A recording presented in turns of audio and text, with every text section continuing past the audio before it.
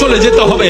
ইন্না লিল্লাহি ওয়া ইন্না ইলাইহি রাজিউনের আওয়াজ চতুর্দিক থেকে শোনা যাবে। কুল্লু নাফসিন যায়িকাতুল মউত যখন আমাকে আস্বাদন করতে হবে, আর নামাজ পড়ার টাইম পাবো না, চিৎকার করে চাইলো একটা সিজদা দেওয়ার টাইম পাবো না।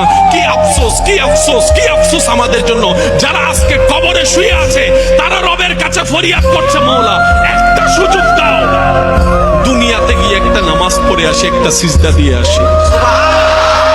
কবরবাসী চিৎকার করে রবকে বলে, মাওলা ভুল করেছি, ভুল করেছি, ভুল করেছি, একটা সুযোগ দাও।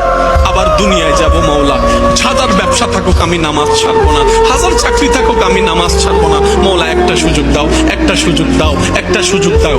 মাটির নিচে যারা আছে তারা বলছে, আর মাটির উপর যারা আছে তারা বলছে, ভাই নামাজ তো পড়তে হয়। একজনে বলে যে কিভাবে আসবো, আমার প্যান্ট তো ঠিক নাই, আমার প্যান্টও ঠিক নাই, আমার শরীর তো পাক নাই, আমার কাপড় তো পাক নাই। Thanks for watching my video and subscribe.